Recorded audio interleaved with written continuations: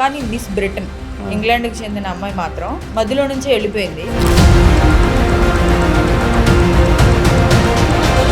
ఆమెను ఒక ప్రాస్టిట్యూట్ లాగా ఇక్కడ నన్ను ప్రెజర్ చేస్తున్నారు, అందువల్ల నేను బయటికి వచ్చేసాను అని చెప్పి ఎవరైతే ఆర్గనైజేషన్ చేస్తున్నారు, దీన్ని డీల్ చేస్తున్నారో ఈ పర్యాటక శాఖ సంథింగ్ ఏదో ఉంటుంది కదా, అక్కడ సరైన పర్సన్ లేరేమో అనుకుంటున్నానండి. అసలు ఇది ఒకటి జరుగుతుందని తెలియదండి. ఈ మధ్య కాలంలో ఈ గే కల్చర్ కూడా పెరిగిపోతుంది. అమ్మాయిలు సేఫా అబ్బాయిలు సేఫా అంటే మీరేం చెప్తారు? అమ్మాయిలే సేఫ్ అండి, అబ్బాయిలు సేఫ్ కాదు. టాలీవుడ్లో కొంచెం మంచి పొజిషన్లో ఉన్న ప్రొడ్యూసర్లు, కొంచెం మంచి పొజిషన్లో ఉన్న పెద్ద పెద్ద పర్సన్స్ కూడా కొంచెం బాడీ గీడి ఉన్న వాళ్ళు కూడా వాళ్ళని పర్సనల్గా కొంచెం వాడుకోవటం. నాకు కొన్ని తెలుసు, అంతగానే అంత కాన్ఫిడెంట్గా చెప్తున్నాను.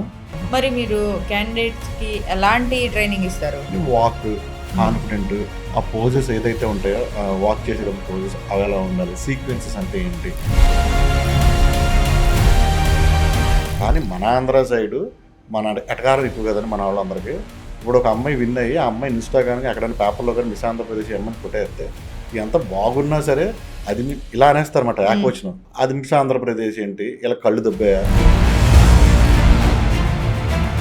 మీరు జడ్జెస్ని తీసుకురావాలన్నప్పుడు ఫ్యాషన్ బ్రాండ్స్కి సంబంధించిన వాళ్ళని తీసుకొస్తారా, లేకపోతే మీరు ఎలా డిసైడ్ అవుతారు వీళ్ళు జడ్జిమెంట్కి పర్ఫెక్ట్ అని? జనరల్గా అండి చాలా ఫ్యాషన్ షోస్ ఏం చేస్తారంటే 1,00,000 1,50,000 స్పాన్సర్ చేశారు, వాళ్ళని జడ్జిగా పెడతారు. అంటే ఒక మోడల్లో ఈ అమ్మాయి అందంగా ఉందా లేదా, స్కిన్ బాగుందా లేదా అనేది ఒక డాక్టర్ చెప్పగలుగుతాడు. ఈ అమ్మాయి హీరోయిన్ అవుతుందా లేదా అనేది ఒక డైరెక్టర్ చెప్పగలుగుతాడు. ఈ అమ్మాయి మోడల్ అవుతుందా లేదా, అసలు ఈ అమ్మాయి మోడల్గా ఫిట్టా కాదా అనేది ఒక మోడల్ చెప్పగలుగుతాడు. ఆయన చోటా గారు, శ్రీకాంత్ అడ్డాల గారు ఇంత పెద్ద పెద్ద వాళ్ళ ముందు నువ్వు విన్ అయ్యావంటే మామూలు విషయం కదా, ఒక మర్యాద. మీ షోస్లో పెద్ద పెద్ద వాళ్ళని తీసుకొస్తారు, ఎలా తీసుకొస్తారు, ఏం చెప్తారు మీరు వాళ్ళకి? అలానేం లేదండి, ఇండస్ట్రీలో ఉన్నాను కాబట్టి ఆటోమేటిక్గా మా బ్రదర్ వస్తారు.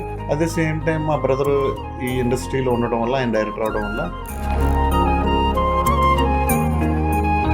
నాకు తెలియకుండానే నేను ఫోటోగ్రఫీ నుంచి ఎప్పటికైనా డైరెక్షన్ చేయాలి అనే కోరిక ఆయన తీసుకుని నేను ఇన్స్పైర్ అయ్యాను. ఆయన లేకపోతే నేను వచ్చి ఉండేవాడిని కాదేమో ఇండస్ట్రీకి.